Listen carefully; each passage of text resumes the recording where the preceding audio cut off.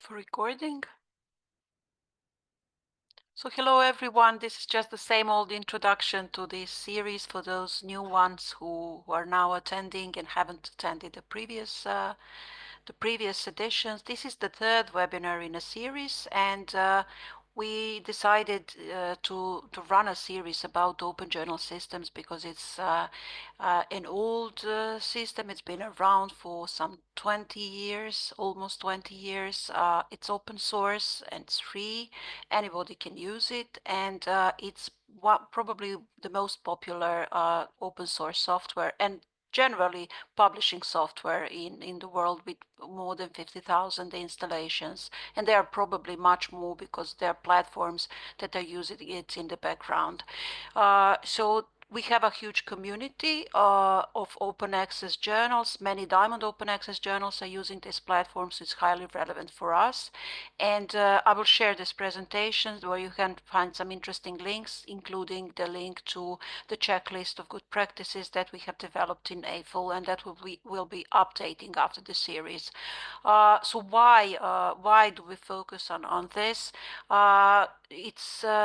The software is very promising because there are some recent developments around it. The Open Research Europe platform will be using it, and also there is a project, CraftOA, a European project that is expected to bring some new plugins, some new tools that will be open source and that will be available to everyone. Also, we would like to showcase some good examples, but also some challenges, because each installation, each journal, each platform is different, as you will be able to see. And very often sharing those practical pieces of advice is the most useful to those who plan or who are already using this platform. Here in the presentation you will find links, and I will share the presentation so you can use those links. We are trying to collect a spreadsheet of useful OJS tools and plugins, so you can add the tools that you're familiar with, either good or bad, and you can also write your comments. And also, if you would like to present your platform in the upcoming events, you can contact us and we can arrange for this. We are trying to organize monthly meetings, but this is not strictly set, so yeah, we are quite flexible about it.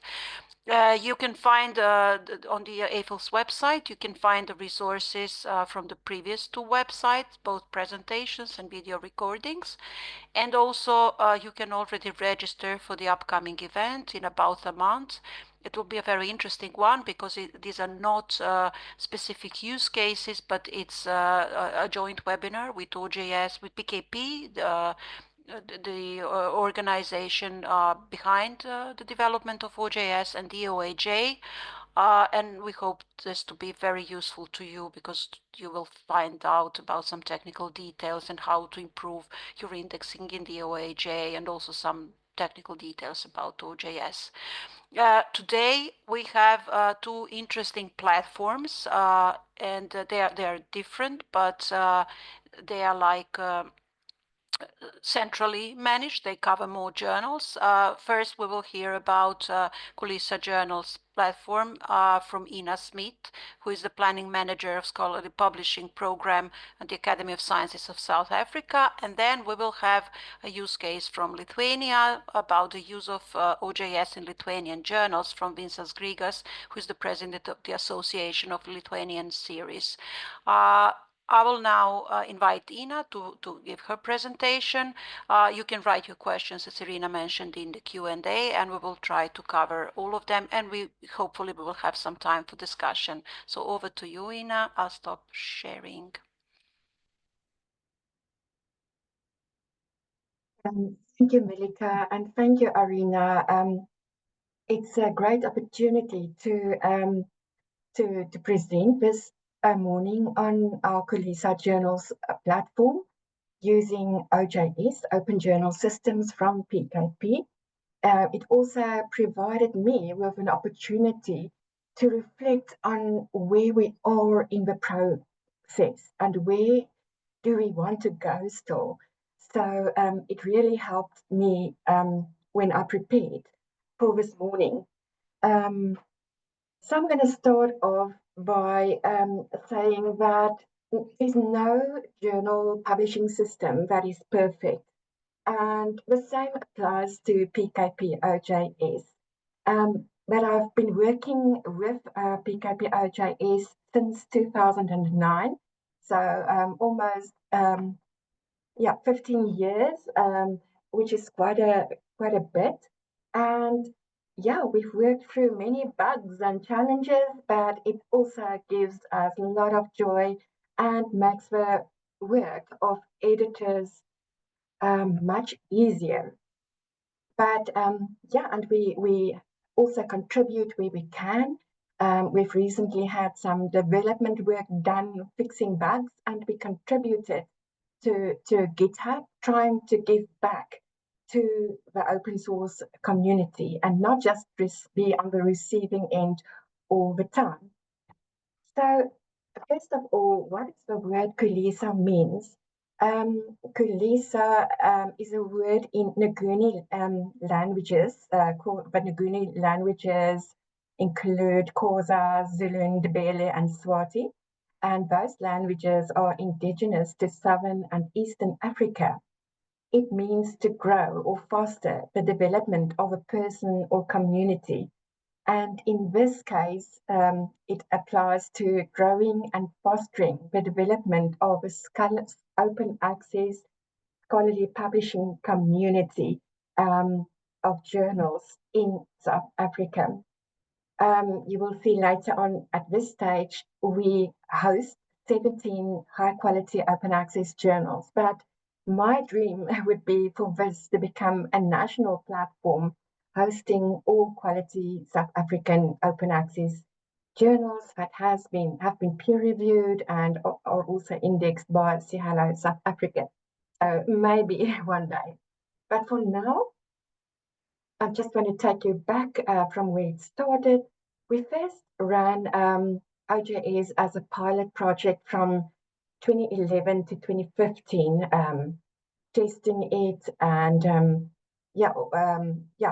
seeing whether it will suit our needs and whether it is what the journals want. And it was officially established in 2016. At that time, I was working on the African Open Science Platform project, and my colleague, Dr. Linda Fick, was the Khulisa manager at that stage. At this stage, we are also running OJS version 3.4.0.6. I think the most recent version is 3.4.0.8, just two minor upgrades in between. This was done in August 2024. And being officially established in 2016 makes Khulisa almost 10 years old this year.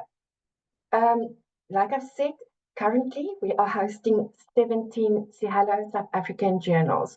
That CIHELLO South Africa is very important. I think there's around 110 or more journals being listed on the CIHELLO South African platform, which serves as an index for journals. And all those journals on the CIHELLO South African platform have gone through a rigorous journal peer review process. And after this process, they were recommended for inclusion on CIHELLO South Africa. So where does Khulisa Journals comes in? Should any of those CIHELLO South African journals be looking for a host or a publishing platform, they would be eligible to apply to be hosted on the Khulisa Journal platforms. I also want to add that we take pride in the fact that all our 17 Khulisa journals are listed on DOAJ, with the exception of one journal, which unfortunately was removed last year because it did not adhere to the requirements, but the journal is making good progress. New editorial board has been appointed, etc. It's also accessible via Google Scholar, and we encourage the journals to apply for indexing in as many subject indexes possible, Scopus, Web of Science, and nothing prohibits them from applying for possible inclusion. We do not have a dedicated IT support unit at ASSAf. It's a very small organization. We have 30 staff members only. And I'm the only one working on or managing the platform with support from system admin, Nathan Bimbe. And then, of course, each journal has a responsibility to manage its journal. So a lot of work sits with the editorial team, usually comprising of an editor or a managing editor, a journal assistant, and they are called various names. So for now, we have a dedicated server with a company, Xnilo. This server is based in Cape Town in South Africa. So our data does not leave the country, although we archive it in a dark archive elsewhere in the world. And this server and the software is maintained by our system admin, which is also outsourced. We have a 3-year contract with him and a service level agreement. When we experience bugs that our system admin cannot resolve, and it's key to resolve, we outsource that. And we've outsourced to a company, Lepidus, in the past, which did some amazing work. And in fact, it's them who contributed some of the bug fixes to back to PKP OJS, and we're very happy to be a contributor. So we follow a federated approach. This means we have one OJS installation only, and we can host an unlimited number of journals with this one installation. And you can access our platform at journals.assaf.org.za. And I'm just going to take you through a brief video showing and demonstrating what it looks like. So you go to journals.assaf.org.za, or you can Google Khulisa Journals, and it should be the first item returned by Google. And yes, we have an about section where we discuss the focus and scope, and very important, a data privacy policy for the platform in general. And there you can see a list of the journals we host in alphabetical order, with a brief description of each journal and mostly a logo of the society or institution that hosts this or publishes the specific journal. And before I confuse you, I want to distinguish between being the host. ASSAf is the host. We do nothing more than hosting and providing support in terms of a software. The journal owner continues to be the publisher. So we don't see ourselves as a publisher in the traditional sense. So about the journals hosted on our platform, all are fully open access, rigorously peer-reviewed, and recommended South African Indigenous journals of high quality across disciplines through the review of the journals and CIHLO South African Index. The journals all adhere to criteria from the Directory of Open Access Journals, the CIHLO Brazil and CIHLO South Africa criteria, the Code of Best Practice, the National Code of Best Practice, and the EIFL Best Practice Guidelines, among others. What makes these journals so successful is the dedication and the commitment of our editors. We would not have been as successful as we are if it wasn't for the editors walking the extra mile with us. And we try to keep the momentum. We stay in touch with them. We regularly update them without overloading or bombarding them with information, because we know the journal is just a small part of their daily jobs. Of the 17 open access journals on the Khulisa Journal platform, 9 are diamond open access. In other words, it provides free access for the readers and no article publishing fees for the authors. And I've listed the journals there. We hope that eventually and with time we can move to a fully diamond open access platform. That would be incredible. Once again, like I've said, ASSAf is the host, running the software, providing support, doing the upgrades, etc.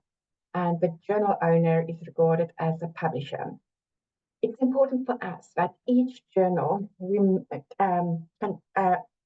remains unique, has a unique look and feel, so that it doesn't start looking like an industrial processing plant where we just push out journals.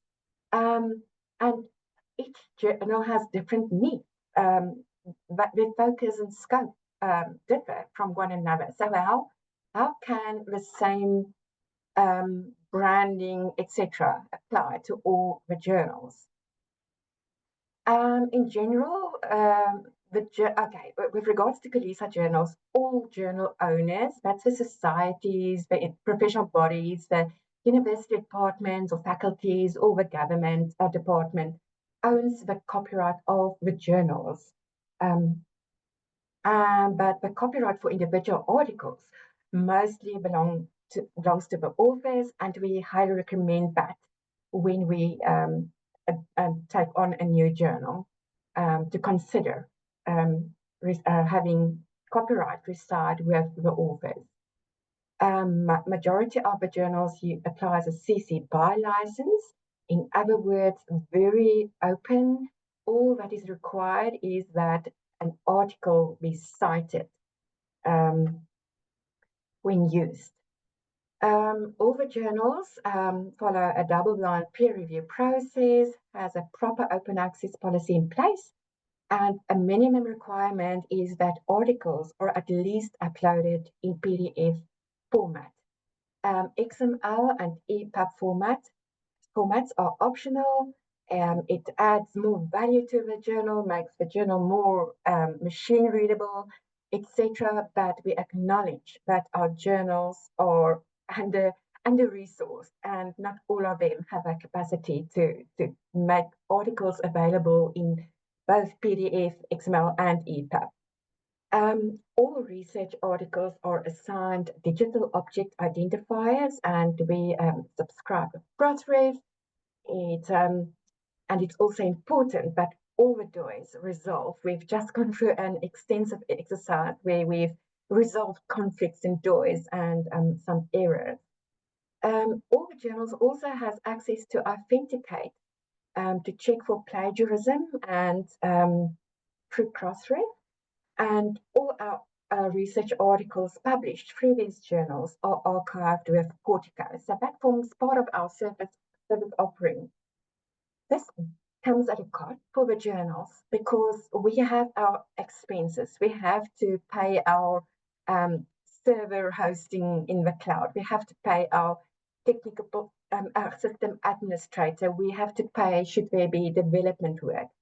So should a journal decide to join Khulisa Journals, we make it clear, and we are very transparent about this fact, that there's a once-off setup fee of 10,000 South African Rand, it's around $548 US, and then there's an annual hosting fee, 15,000 South African Rand for journals that publish less than 20 articles, and then 20,000 South African Rand for journals publishing larger volumes. And something notable is that there was no increase in any of these fees since 2016. So the cost remained the same for the past 10 years.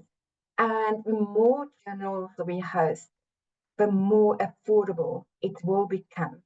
And the more services third-party services we can possibly subscribe to. The above costs are usually covered by the government department. because of a journal may be published by that government department, the institution or university, higher education faculty or department. For professional body member fees, these journals that utilize advertisements to generate an income. Some of them receive funding from time to time, and it was also the case with 2 or 3 of our journals, I think, when there was a call for welcome funding through the EIFL Open Agile initiative. And then those journals that are non-diamond open access, of course, generate article processing fees to cover their expenses. And the expenses differ from one journal to the next.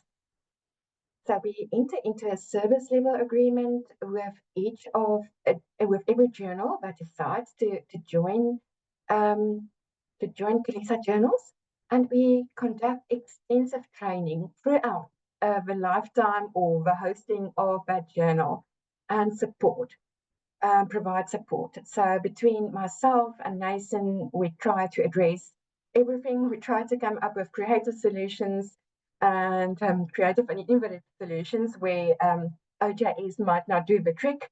So we really work with the editors to think out of the box. We also have a bi-monthly newsletter to stay in touch. So I'm going to share a few journals with you, highlight a few things that stood out for me from other journals. The Clean Air Journal is one example, and you can have a look in your own time. This is one of the journals that generates an income through industry-related advertisements. They won't accept any advertisement. It has to be related to the subject matter, and they therefore has an advertising policy, and we also recommend that the costs to advertise on a journal website be made transparent and available on that website. The Journal of Energy in South Africa uses a rolling article publishing model, and so do a few other journals on the Khulisa Journal public platform.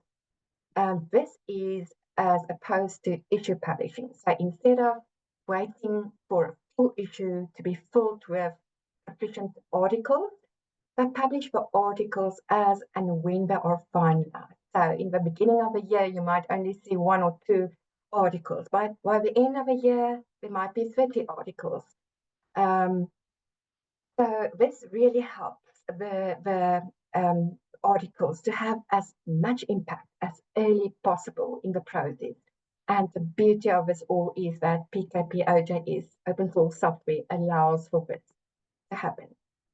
The South African Journal of Occupational Therapy has an option for CPDs, continue professional development.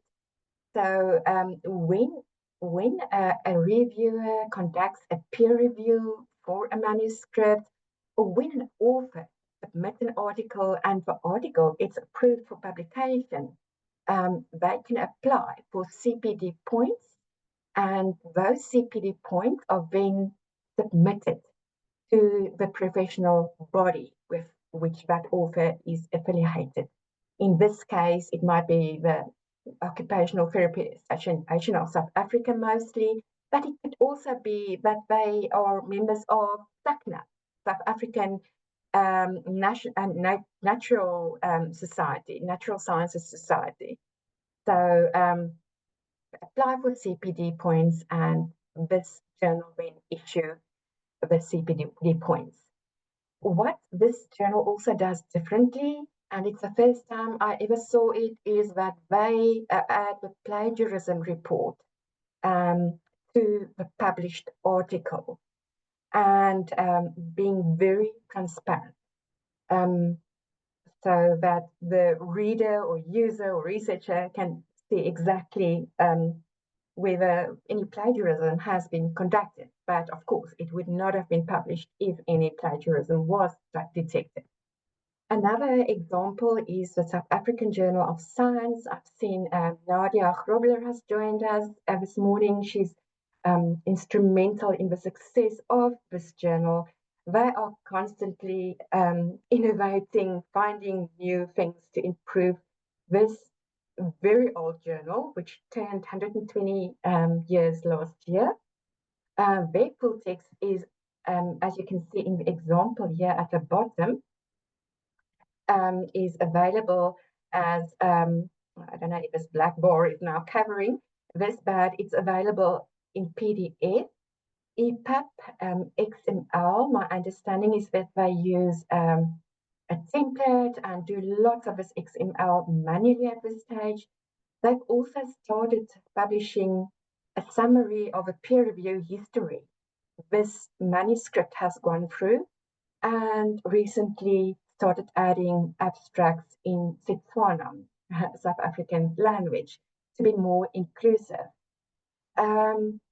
Notable is also their artificial intelligence and large language model policy, and on their ethical use of AI. They're also unique in the sense that they have an inclusive language policy and look at issues such as disability, accessibility for people that might be visually impaired or challenged. They also have a nice manuscript structure and template that can be used by authors. So it makes the work of the authors easier, and also the work of the copy editor in the end. They have a huge team. I think 5 people in the editorial team. 2 of them are full-time, one being a temporary appointment, and then 2 part-time people. Then they have 5 associate editors, if I'm correct. They have a mentee program in place, and they also have a huge editorial advisory board. Their reporting to the editorial board is also top-notch, and they really go the extra mile to monitor the impact of the journals and making the journal as visible and accessible as possible. Another example is the South African Journal of Sports Medicine. This journal also follows a rolling article publishing model as opposed to an issue, publishing an issue once it's complete. They have a newsletter or an alert system similar to other journals where you can subscribe.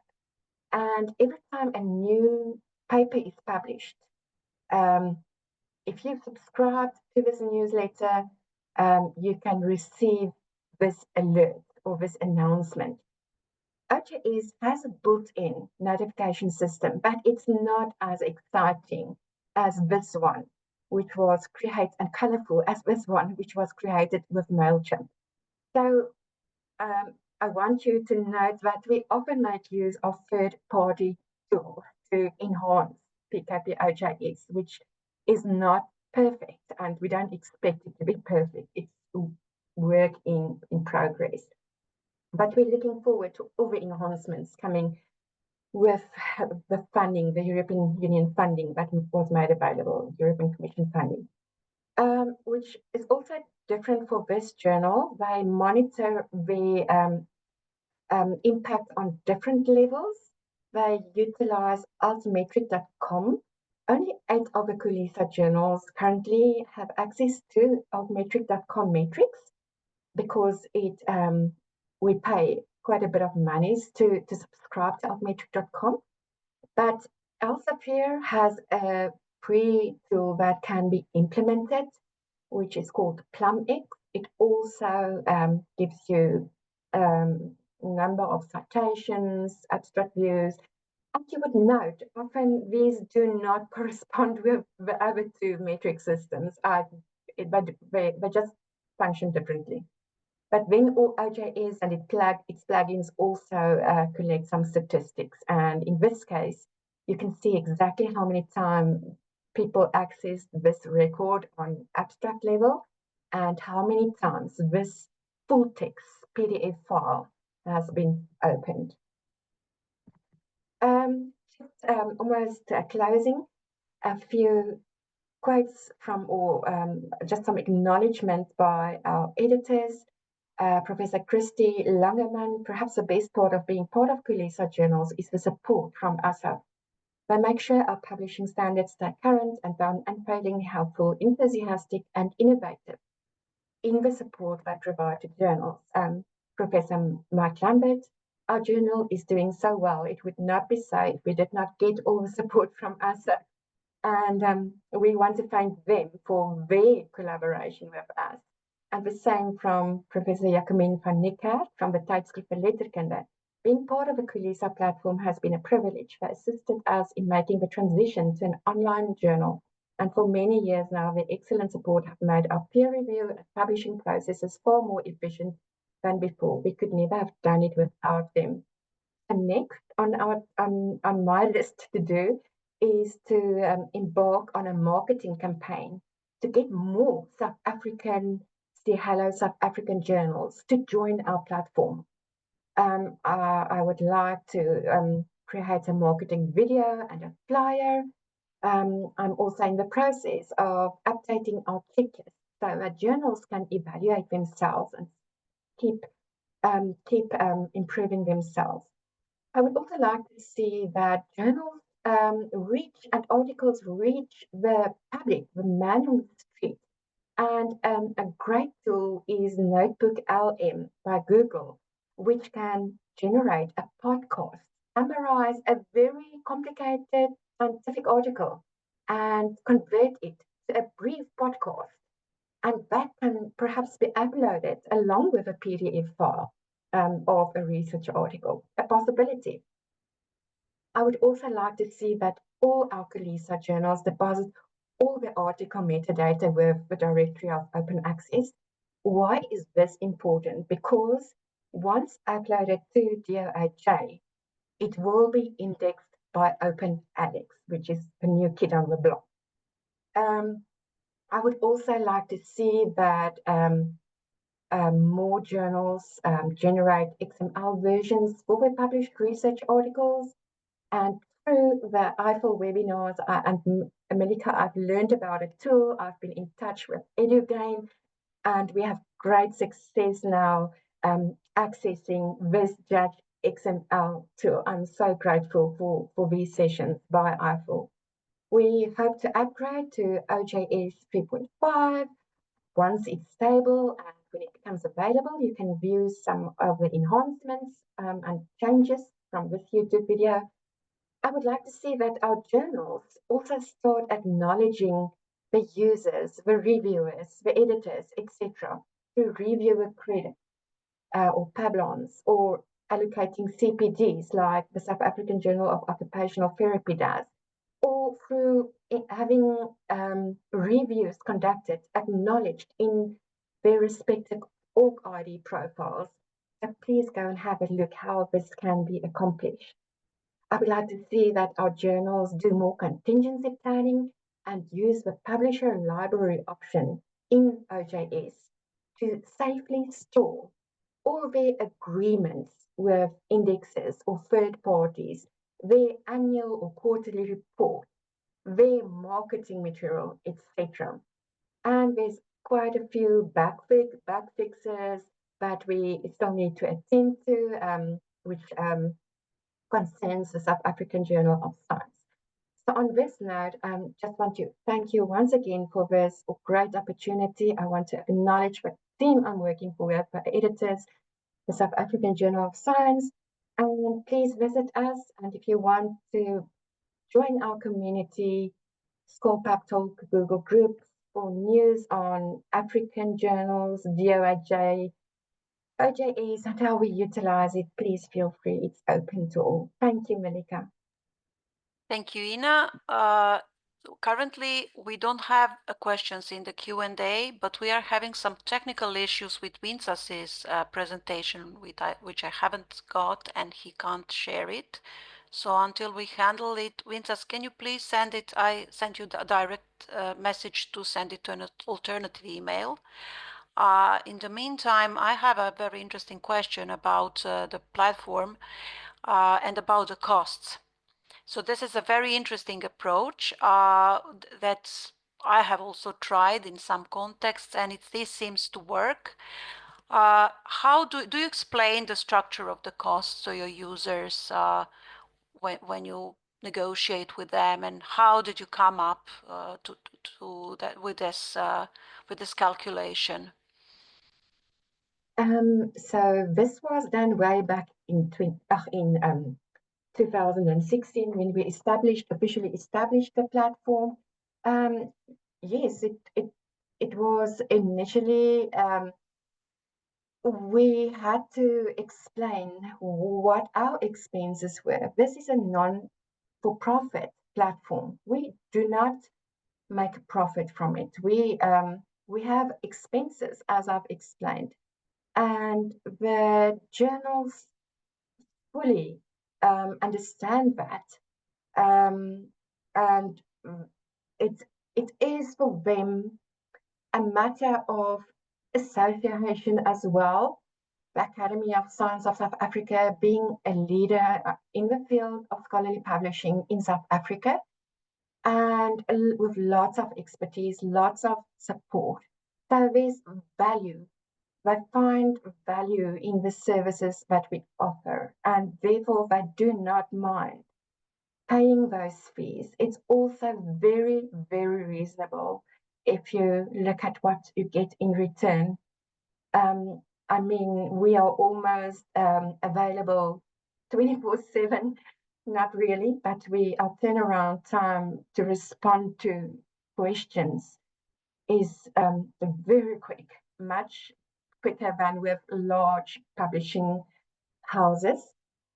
And so far, there were no complaints. We also never had a journal that opted out because they could no longer afford the costs. And neither was it a barrier in our experience for journals joining this platform. So, so far it has worked very well. And as I've indicated, we hope to maintain that cost, keep it as low as possible. I don't know if we will be in a position to make it even less, but in an ideal world, we would get a government department to fund the complete platform, including the server costs and all the other costs, like Crossref subscription costs, the Portico costs, and all other costs. So that's something that should definitely happen should something like this platform become a national platform, so that it's not on the journal to try find funding everywhere. We want to reduce that burden on them and keep it as simple as possible. So our business model and the approach we follow is also very simple, either 15,000 Rand an annum or 20,000 Rand an annum. Thank you very much. We will now go to the next presentation. I will share my screen because Vincas couldn't, and he will indicate where to move. As for the XML tool, I've already shared the link. It's free, but you need an EduGain access in order to use it. Vincas, over to you. Try once again to share my screen. Possibly I wasn't allowed to share because you already started sharing. So let's try once again, and if not, we will proceed with your sharing. Okay. Okay. So over to you.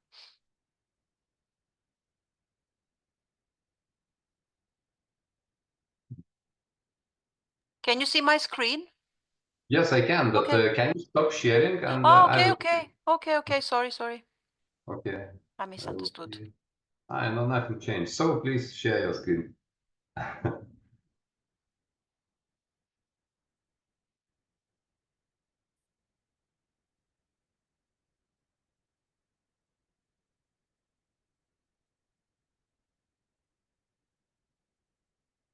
Okay.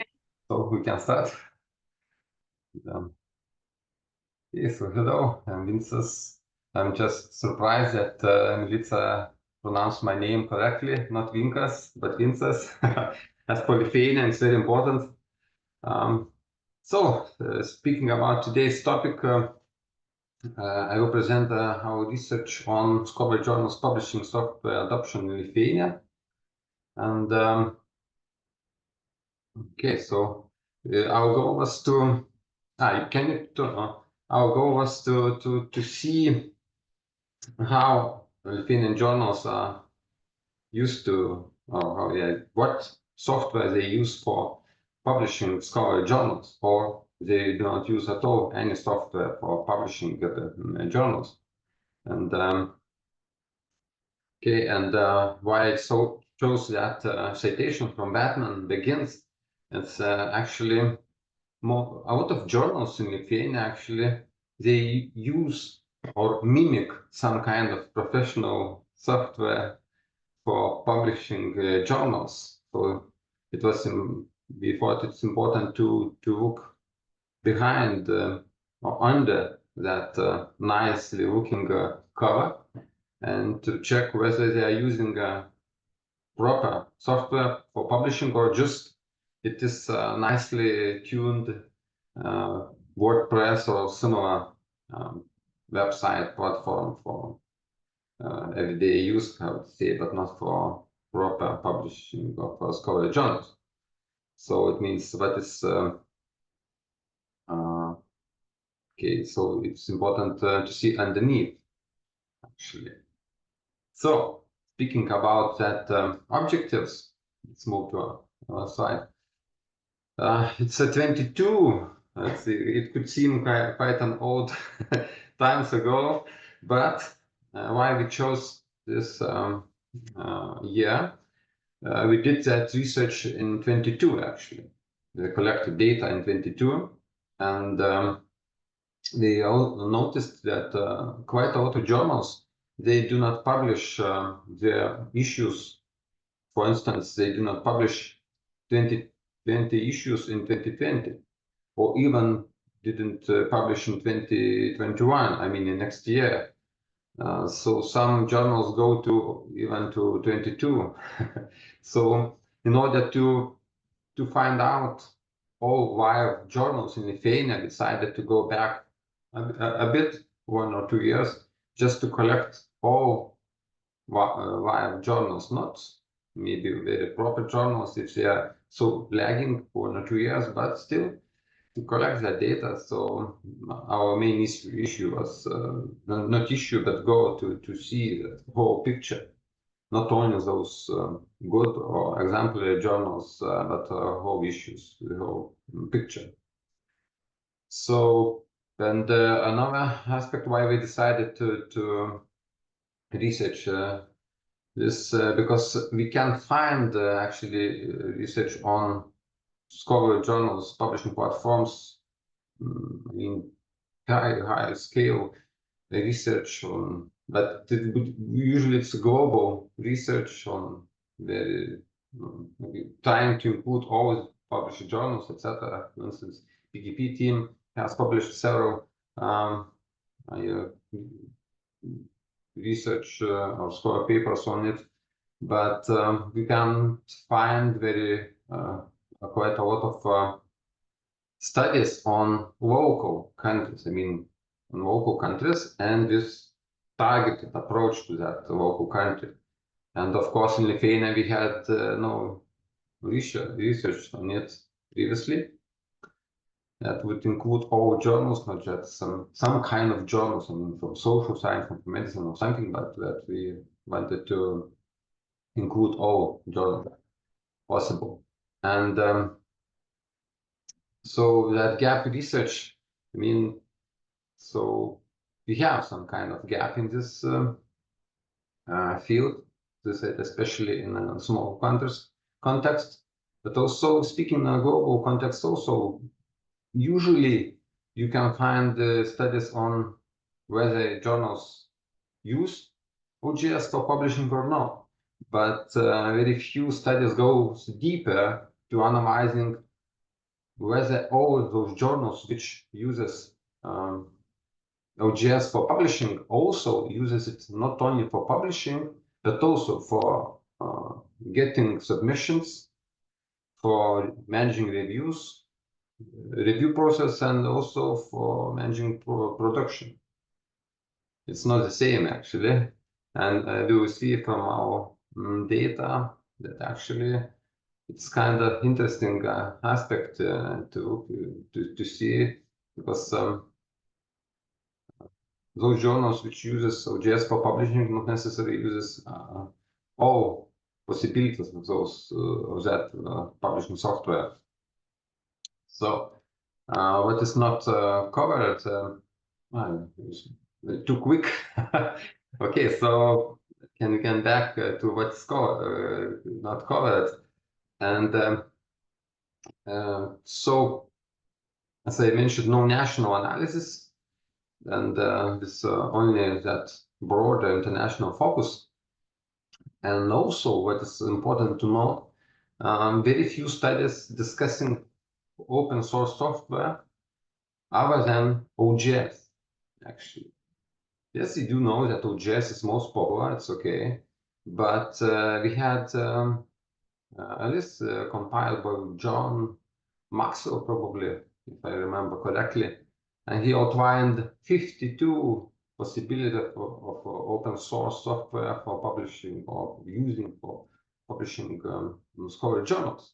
So that choice or list of for selection is quite wide. Not only one OJS, but actually no studies on it. And I also wanted to see whether in Lithuania we will find something more than just OJS and proprietary software for publishing.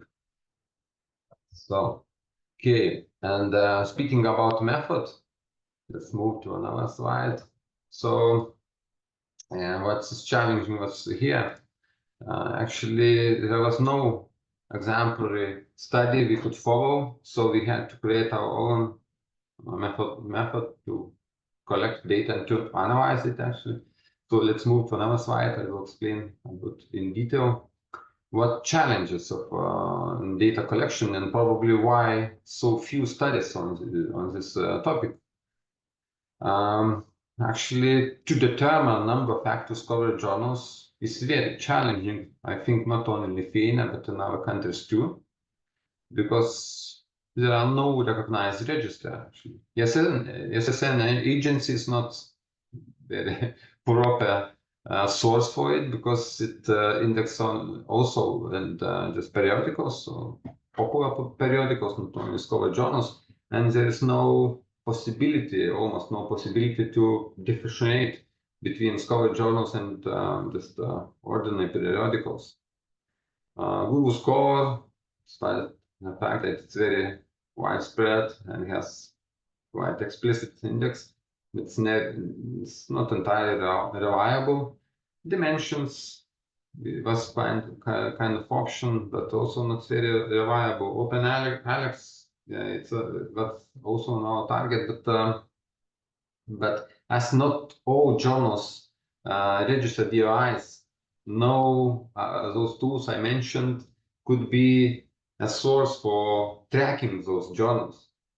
So it's that's why it was challenging to track the journals. So let's move to another slide. And here's what we used for data collection analysis.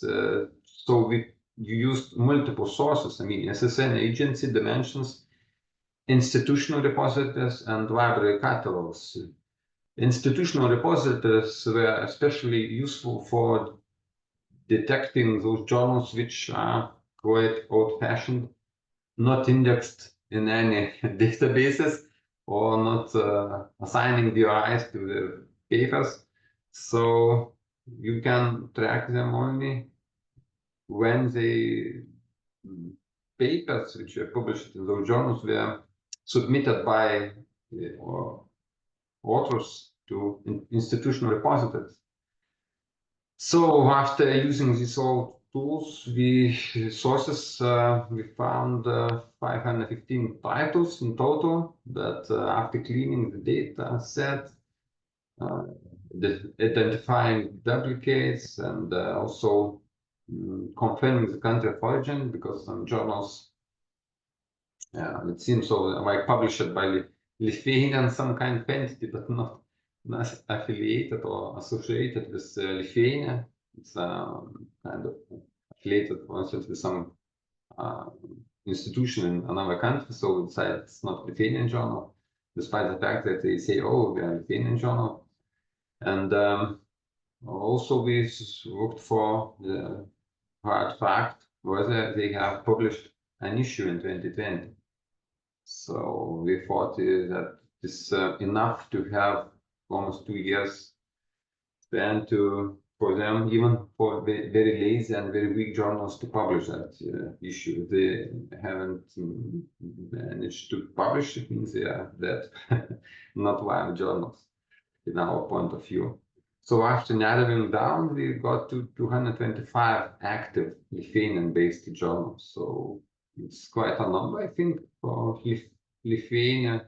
It's not a huge country, and so given the number of inhabitants or number of academia, it's quite a number of journals. And data analysis was performed using SPSS. So let's move to another slide, please. So findings. So it was the most interesting part for us, of course, to uncover what is hidden. Speaking about scholar journals, so let's move to some data. And so we started from journal publication software. I mean, that's when simply said it's a website where the journal is published, whether it's you can find some software under or no, but we looked, and what we found was interesting for us, and possibly for those who are fans of OJS, that almost 50% of journals, or 104 journals in Lithuania, uses OJS third version, and a couple of journals, 7 of them, still uses OJS 2, despite the fact that OJS second version is no longer supported. No fashion actually now, but still using.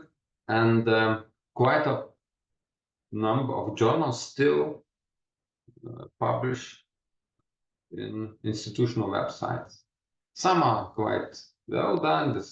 You can count statistics, they have landing pages, etc. Quite professionally mimics typical OJS environment, but still it is not an OJS, but it's just an institutional website. Mostly it's WordPress based. We have 60% of journals using Publimil. Publimil is software created by Lithuanian company VTEX. They work internationally, so it's just a small fraction for them in the Lithuanian market. But yeah, trying also to include some journals into their portfolio, and usually they acquire some journals which are publishing in institutional websites, but some journals I know moved from OJS to Publimil.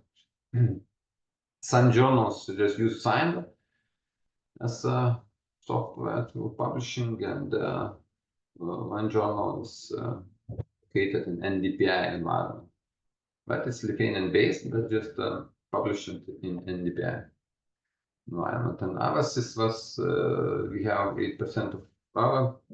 We were unable to identify whether it's an institutional website or something.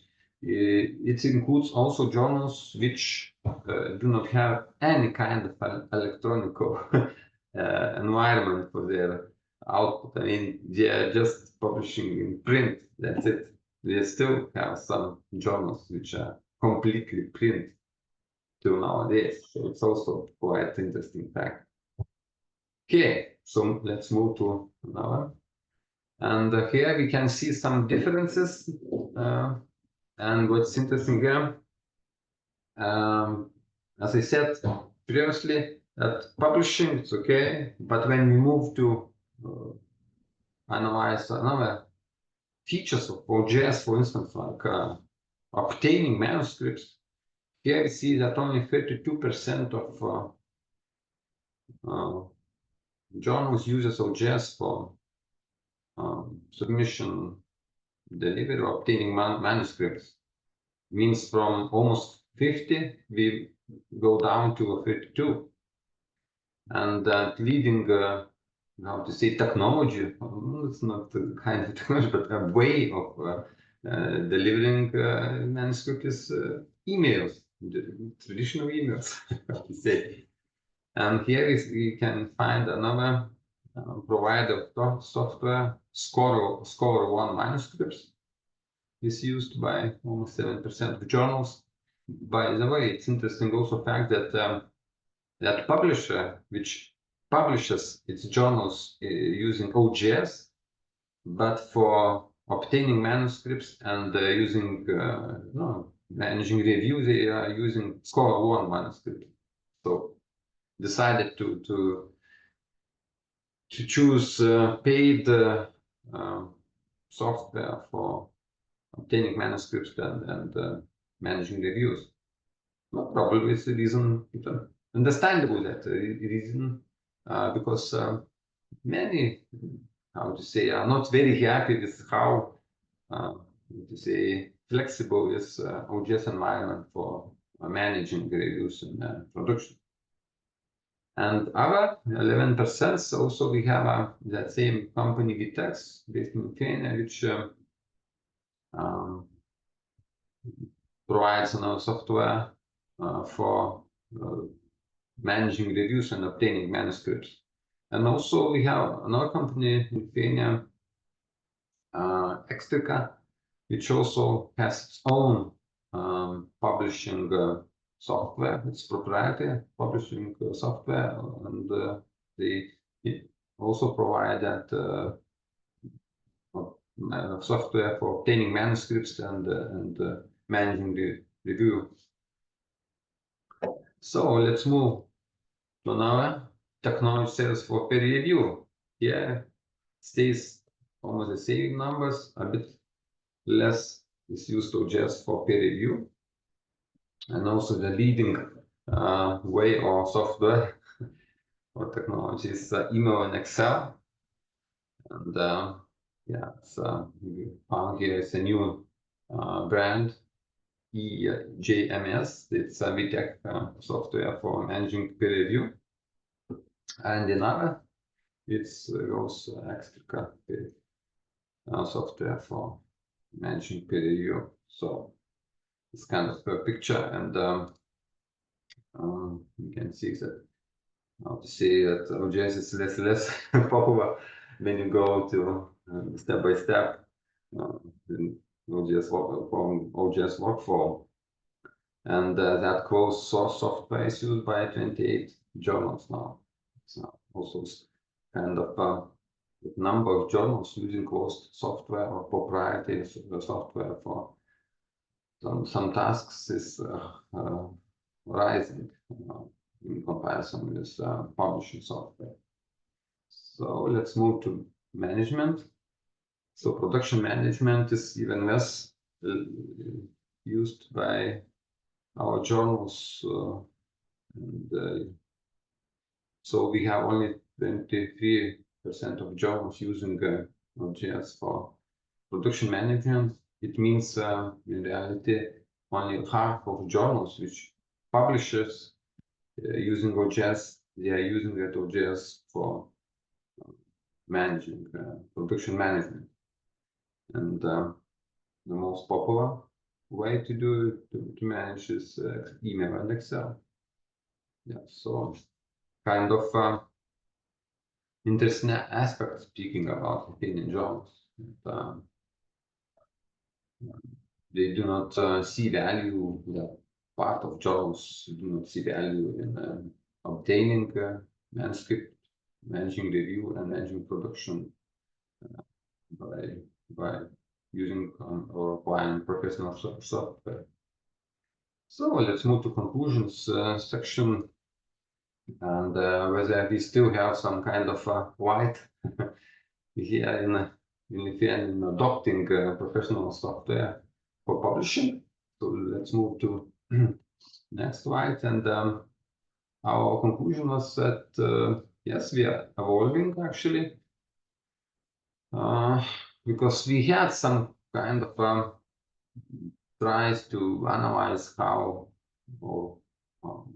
popular is to use professional software for publishing in previous years, not as a scale, all, including all journals. So, and speaking in, how to say, numbers, I mean, only 34% of Lithuanian journals publish on institutional websites, so I mean, it's quite a high number.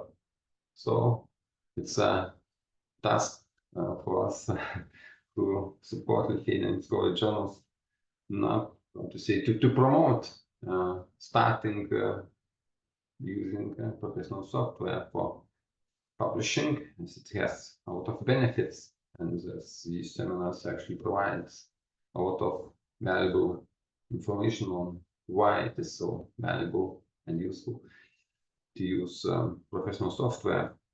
And for instance, comparing with global context, actually the interesting aspect that Lithuanian publishers are 50% more active in using open source software compared to global trends in high-income countries. Lithuania is a high-income country, and I compared the data, and so that's 30% more. And for why it is so in Lithuania, it is so possibly it is thanks to EIFL and the Association of Lithuanian Serials initiative back in 2011. It was offered software and training to administrators, possibly that inertia still fruitful, and that number of journals using OJS is growing as far as I know. So we'll see, maybe we'll reach maybe 60% or something like that of OJS users in Lithuania. So let's move to another slide. And speaking about employment stages, yeah, so that use of professional software in all across publishing stages. So 66% uses for publication actually, but our tools are used for 51% of journals. So it's, for example, for production management. So it's quite a huge number, I think. Half of journals are still, how to say, in stone age. Speaking about nowadays technologies and possibilities, and also, as I noticed, OJS usage for manuscript delivery and peer review is declining due to proprietary software. So it's also kind of some signal to OJS.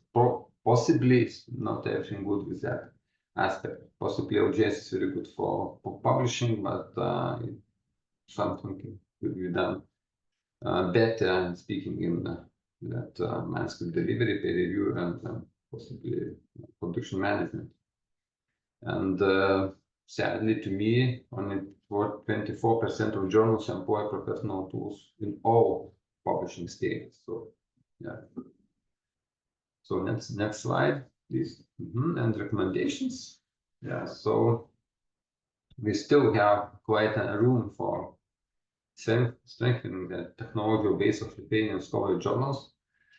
Possibly it could be very helpful, as we saw an example from South Africa, or we have in Croatia, for instance, and other countries, when there is a national platform and run by some organization which does that all duty or IT work to install that platform and to provide an easy possibility for journals which doesn't have IT resources to publish in proper software.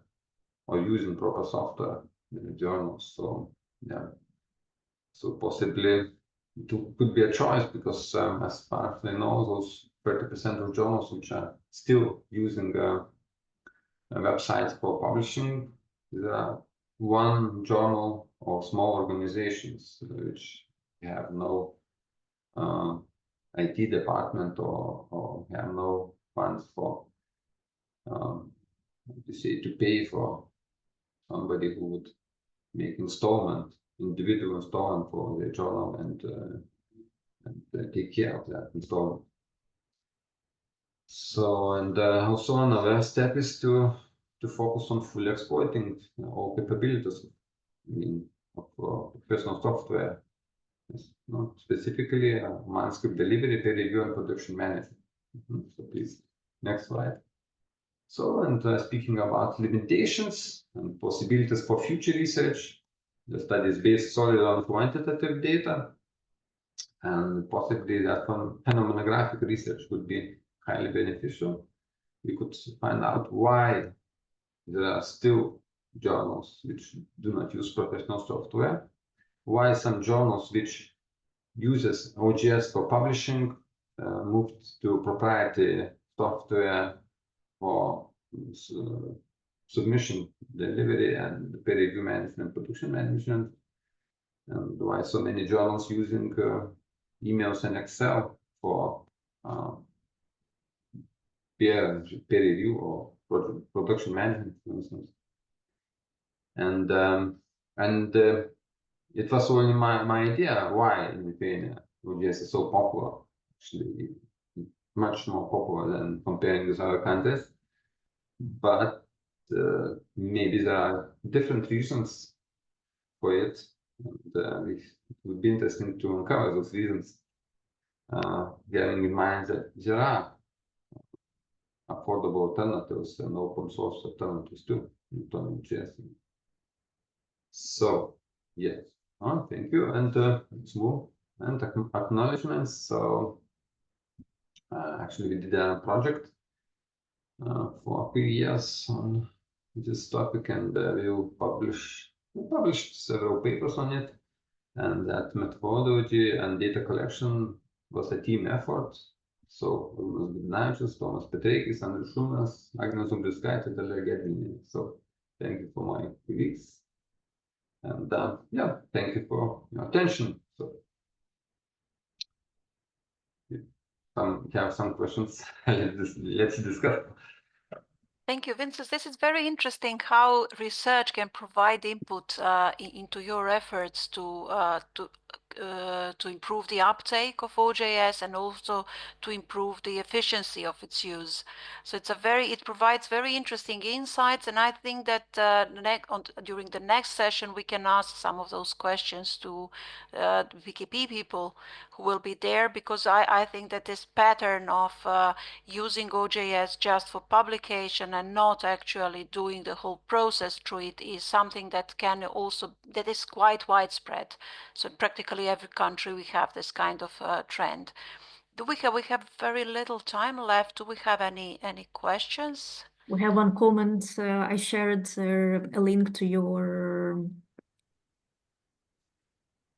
page, Vincas. Vilnius University Press School Journals, and Ina commented that it's a beautiful layout. Well done. Thank you, Ina. Yours also nice. I just didn't say, but I like to see that you, Ina managed to employ almost all possibilities OJS provides to. In applying all those plugins, etc. Because many journals just make installment of just a basic OJS and do not care to employ all those plugins which are available, and there are so many plugins, so it's possible to make OJS to look almost the same as that from SVR or something like that. Yes, there are many reasons why people are not using. Sometimes they're very difficult to explain, and in many cases I believe that there are cultural reasons, because that's what people say. It's very difficult to persuade some editors and some peer reviewers to use the platform for this, and that's, although everything works, they still stick to their old practices. So that this would be very interesting to conduct such a kind of research in other environments as well. So okay, I think that we don't have any more time left. I would like to thank to everyone. But for me, it was really interesting, and see you at the next session. And we are already planning another one in May. So yeah, see you around, and thank you very much. Irina will post the recordings and the presentations. We have both of them now, and yeah, goodbye.